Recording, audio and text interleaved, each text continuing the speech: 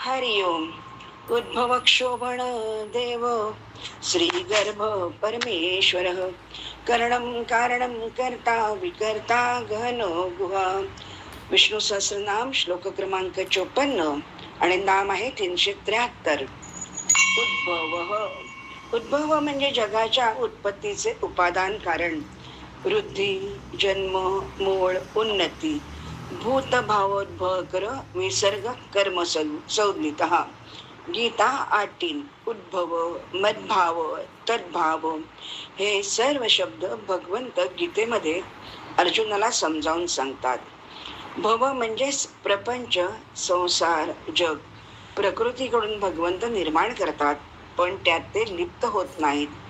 जन्माद्यस्य यतोन्वयादितरत चार्थश्च विज्ञस्वराट तेने ब्रह्महृदाय आदि कवये मुह्यन्ति यत्सूरयः तेजो वारिवृतां यथा विनिमयो यत्र त्रिसर्गो मृषा धाम्ना स्वेन सदा न्यस्तकुहकं सत्यम परम धीमहि. भागवत मंगलाचरण 1. या विश्वाचा जन्म परमात्म्यापासून होतो. हे विश्व त्याच्याच आधारावर चालते आणि त्याच्यातच नाहीसे होते. सर्व पदार्थातील त्याच्या अस्तित्वावरून तो विश्वाचे उपादान कारण आहे हे सिद्ध होते. तर या सर्वाहून तो वेगळा असल्यामुळे तोच निमित्त कारण आहे याचा निश्चय होतो. कारण तो सर्व काही जाणणारा व स्वयंप्रकाश आहे. त्याने ज्ञानी ऋषी नाही अनाकलनीय वेद सृष्टी निर्मात्या विधात्यालाही केवळ संकल्पाने दिले. त्याने सत्वगुणरूप तेज, रजोगुणमय जल आणि तमोगुणात्मक पृथ्वी स्वतःपासूनच निर्माण केली असे तैत्तरीय श्रुती सांगते. तोच त्याचे उपादान कारण असल्याने ती भूते सत्य वाटतात. जसे सूर्यप्रकाशावर मृगजळ, पाण्यावर काच हा मायाजनित भ्रम होय, तद्वत परमात्म सत्तेमुळे विश्व सत्य वाटते. म्हणून श्री विष्णूच उद्भव आहेत. 374. क्षोभण. जगाच्या उत्पत्तीचे वेळी प्रकृती व पुरुषांमध्ये प्रविष्ट होऊन त्यांना क्षुब्ध करणारा खळबळ, आवेश, आवेग. प्रकृतीं समवष्टभ्य विसृजामि पुनः पुनः भूतग्राम्यं कृष्णं मवशं प्रकृतेर्वशात्. 9-8. मयाध्यक्षेण प्रकृतिः सूयते सचराचरम् हेतुनानेन कौन्तेय जगद्वी परिवर्तते. गीता 9-10. प्रलय, संहार झाल्यावर भगवंताने निर्माण केलेली शक्ती पुन्हा त्याच्यात विलीन होते. नंतर जेव्हा भौतिक जगत निर्माण करण्याची आवश्यकता असते तेव्हा त्यांच्या इच्छेनुसार भौतिक जग निर्माण होते. एकोहम बहुस्याम प्रजायेय. हे भौतिक जगत म्हणजे भगवंताच्या कनिष्ठ शक्तीची अभिव्यक्ती आहे. उत्पत्तीच्या वेळी ती भौतिक शक्ती महत्त्वांमध्ये प्रकट होते आणि त्यामध्ये भगवंत आपल्या प्रथम पुरुष अवतार महाविष्णू रूपामध्ये प्रवेश करतात. ते कारुणोदक सागरामध्ये पोहलेले असतात आणि असंख्य ब्रह्मांडांना उच्छ्वसित करीत असतात. आणि प्रत्येक ब्रह्मांडात भगवंत पुन्हा गर्भोदकशाही विष्णूंच्या रूपाने प्रवेश करतात. या प्रकारे प्रत्येक ब्रह्मांडाची निर्मिती होते. नंतर भगवंत स्वतःला क्षीरोदकशाही विष्णूंच्या रूपात आणखी प्रकट करतात आणि या रूपाद्वारे प्रत्येक गोष्टीमध्ये सूक्ष्म अणूमध्येही प्रवेश करतात. भगवंत सर्वच गोष्टींमध्ये प्रवेश करतात. या भौतिक प्रकृतीमध्ये जीवात्मा गर्भस्थ केला जातो आणि आपल्या पूर्वकर्मानुसार त्याला विविध प्रकारच्या अवस्था प्राप्त होतात. सृष्टीच्या उत्पत्तीच्या क्षणापासून जीवाच्या निरनिराळ्या योनींच्या कार्यास प्रारंभ होतो असे नाही, तर या सर्वांची उत्क्रांती होते. जीवांच्या विविध योनी सृष्टीबरोबर निर्माण केल्या जातात. मनुष्य, पशु, पक्षी सर्वांनी एकाच वेळी उत्पत्ती होते, कारण प्रलयाच्या वेळी जीवांच्या ज्या इच्छा असतात त्या प्रकट होतात. हे सर्व काही केवळ भगवंताच्या इच्छेनुसार घडते. हीच भगवंताची अचिंत्य शक्ती आहे. विविध योनी निर्मिती केल्यानंतर भगवंतांचा त्या योनीशी मुळीच संबंध नसतो. सर्व जीवांचा पिता भगवंत आहेत.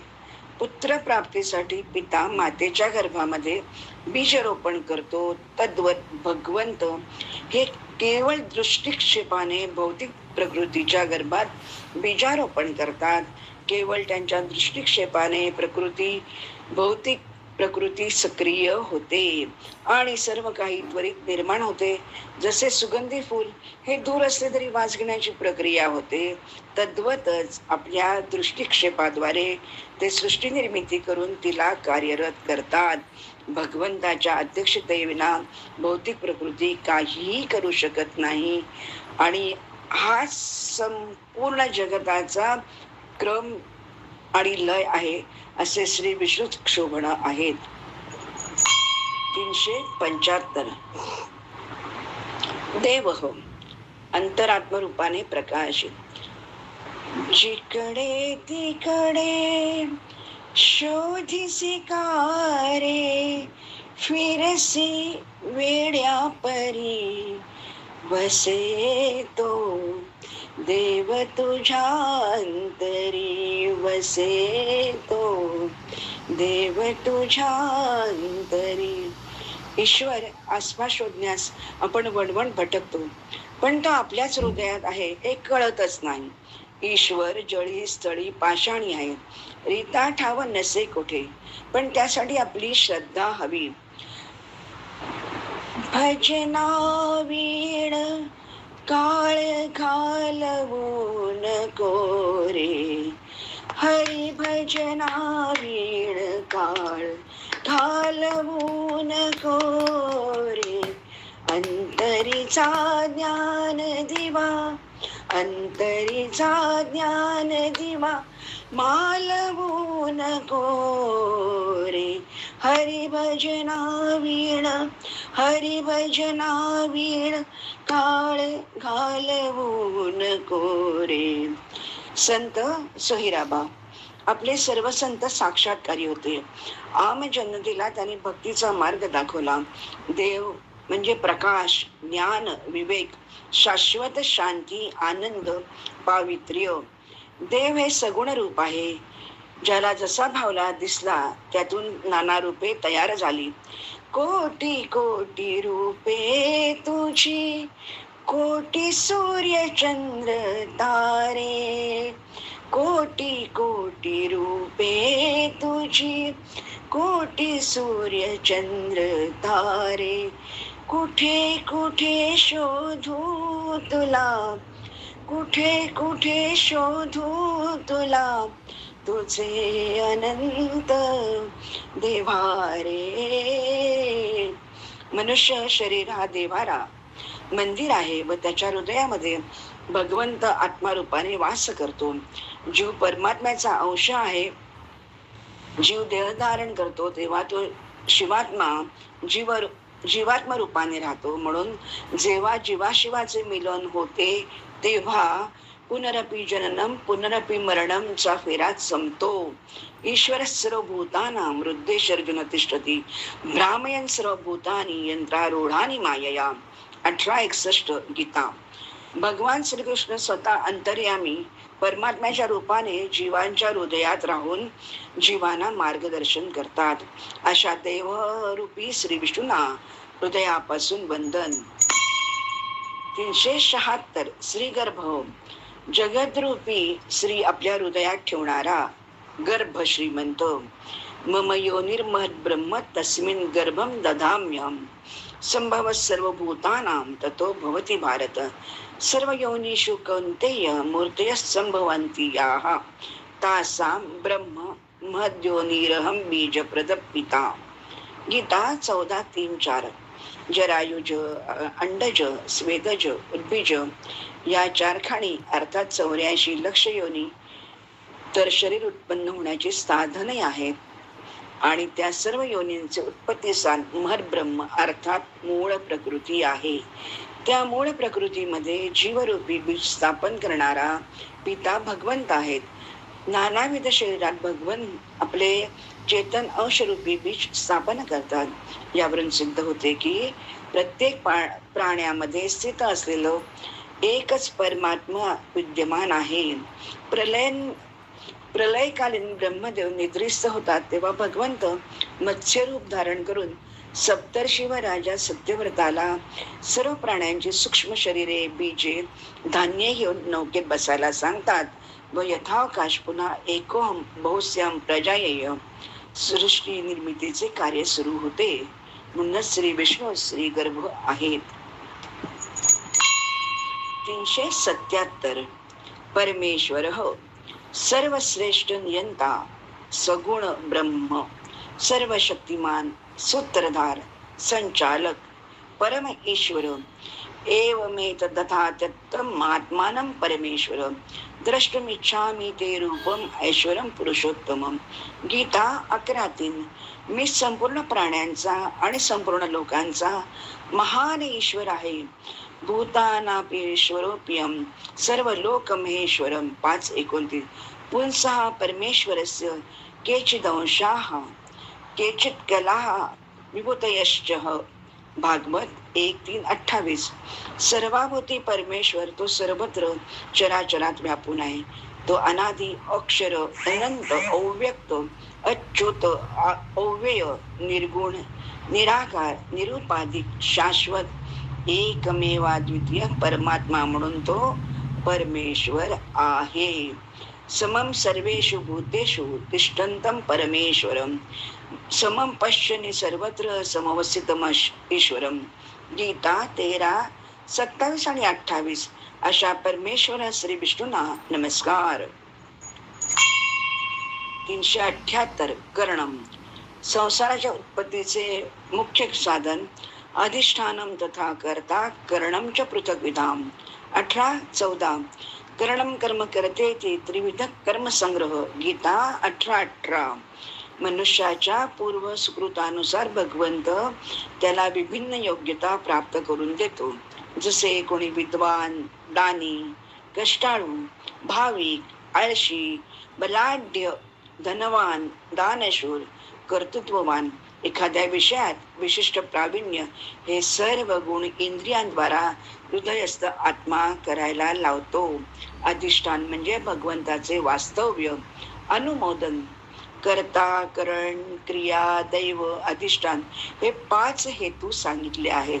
पंच ज्ञानेंद्रियांद्वारे पंचकर्मे केली जातात. जसे डोळ्यांनी दृश्य पाहतो, नाकाने वास घेतो, रसने चोचले पुरवण्यासाठी इत्यादींच्या मागे मन लागल्याने मायेने भ्रमित तो सर्व मिळवण्यासाठी धडपडतो.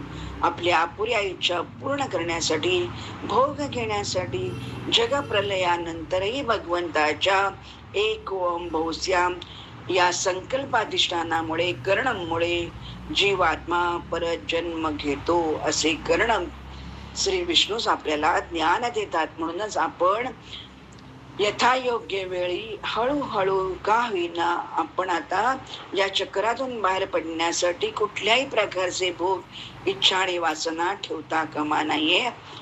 हे ते भगवंत आपल्याला सांगतायत. 379 कारणम जगाचे उपादान, कारण आणि निमित्त.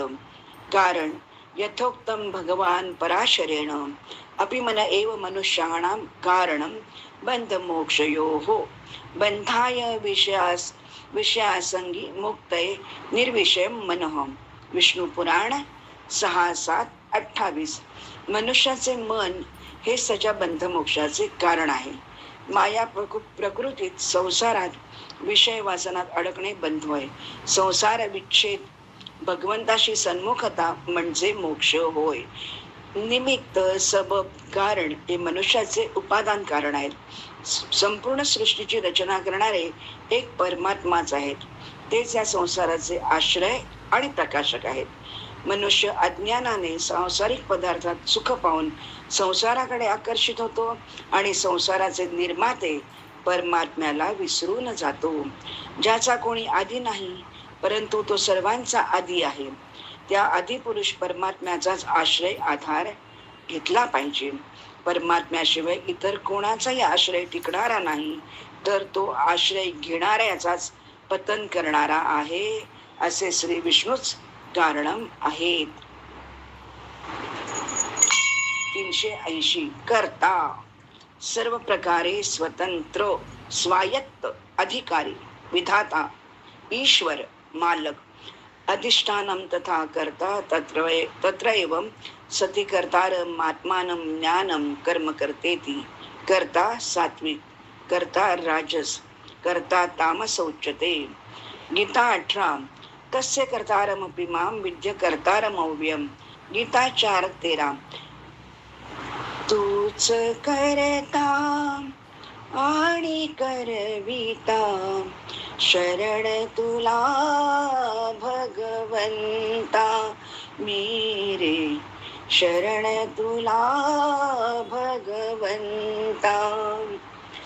तुझी आश्वासे पान हलते हर्षे तुझिया फूल फुलते. तेज झळाळत गगनही झुलते रविचंद्राचा तू निर्माता शरण तुला भगवंता मेरे शरण तुला भगवंता.